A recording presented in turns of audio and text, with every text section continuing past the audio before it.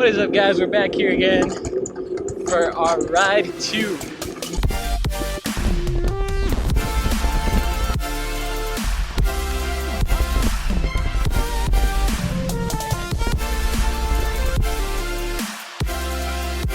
We're on our way right now to meet our friend Dannion and Melisa. It's Melissa's first time riding out on these trails here in San Antonio, so we'll see how she does. I've been riding with Dannion a couple times. We ran about 3 or 4 times already, but there'll be some footage of that.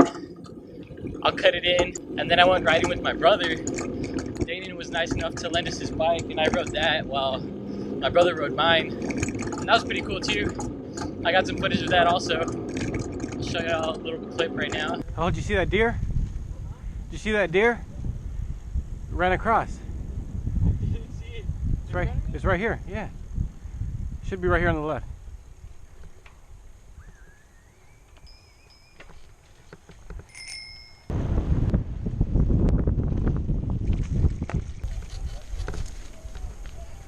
See if these people are catching anything.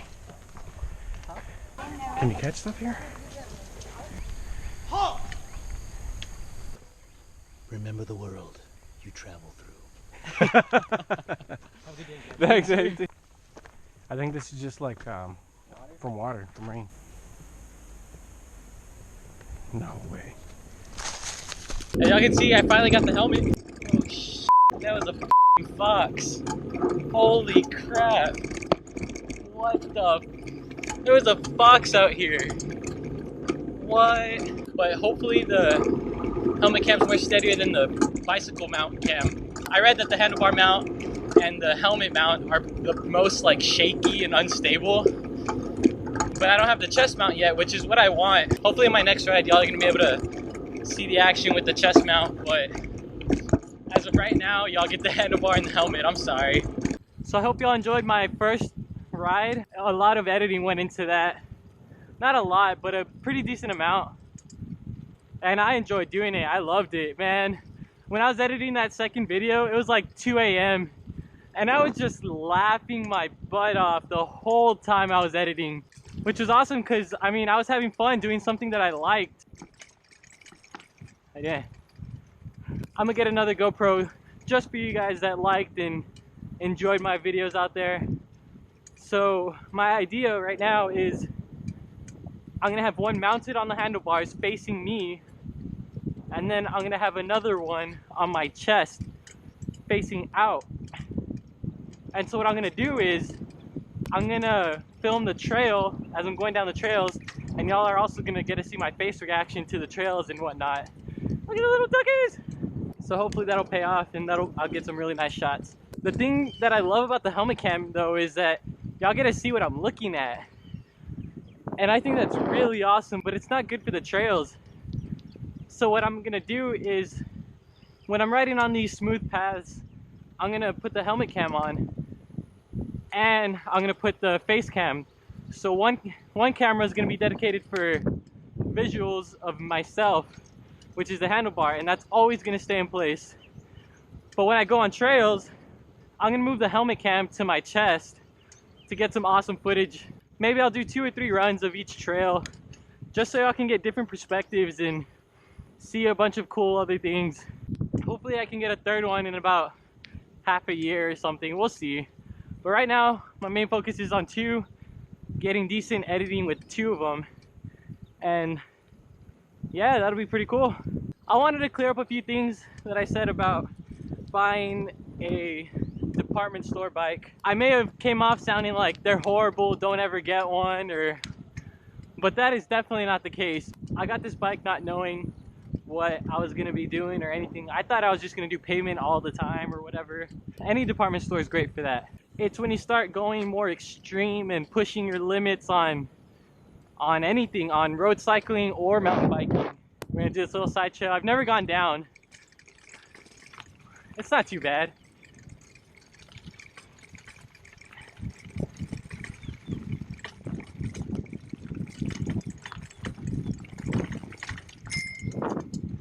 That wasn't too bad. Next time I'll take it a little bit faster. If you're just getting into it and you buy a department store bike, or if you just want to ride around for fun with friends or whatever, department store bikes are the way to go because they're inexpensive and they're very durable.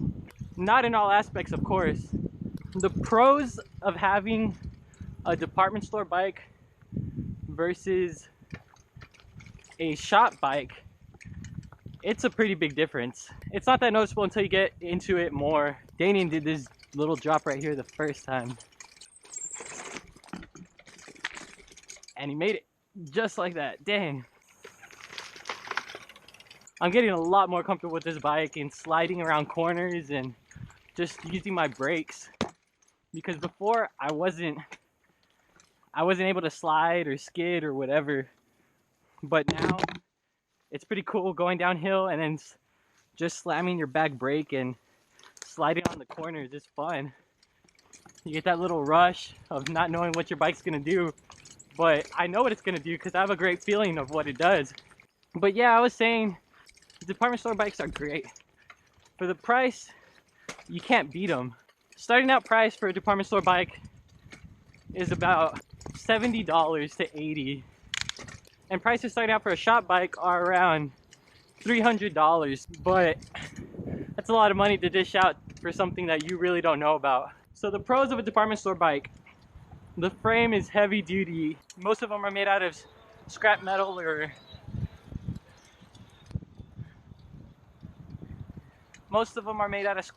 whatever. So the pros about a department store bike are that they're very heavy duty.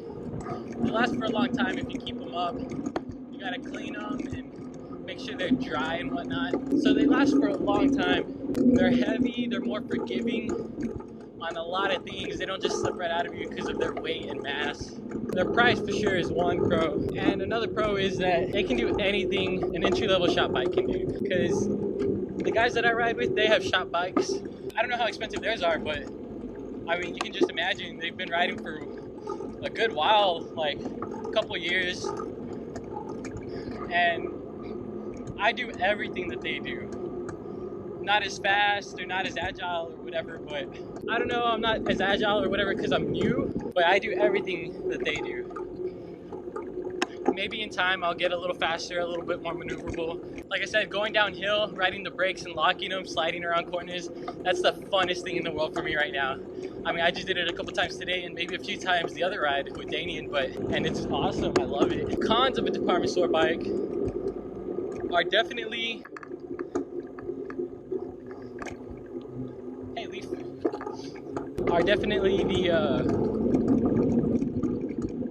the derailleurs. Now, my understanding of what the derailleur is what moves the chain back and forth between the different gears. When you turn the little knob or switch the little lever, it guides the gears and makes sure that they're on the right gear, the one that you want it, or put it on at least. And my derailleur, they're metal, but they're not full metal or whatever. They're scrap metal, obviously not carbon fiber or whatever, but there's this plastic piece that holds them to shift, and they what's up, guys? Hey, how's it going? Hey! Guess what Melissa has? Huh? A GoPro.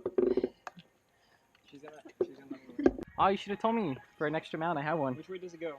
Oh, it doesn't matter, does it? No, it doesn't matter. You have a 21 on your spokes. Watch your biker. How's it going?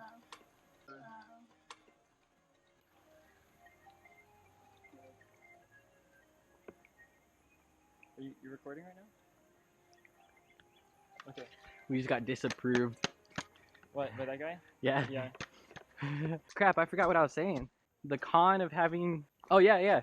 There's a piece of plastic that holds down the little swivel mounts, and that thing on one side is already broken because it's like this, and then there's a piece that goes like this, and they lock like this, and they swivel like that, and this piece right here is broken, and this one's holding on by very little.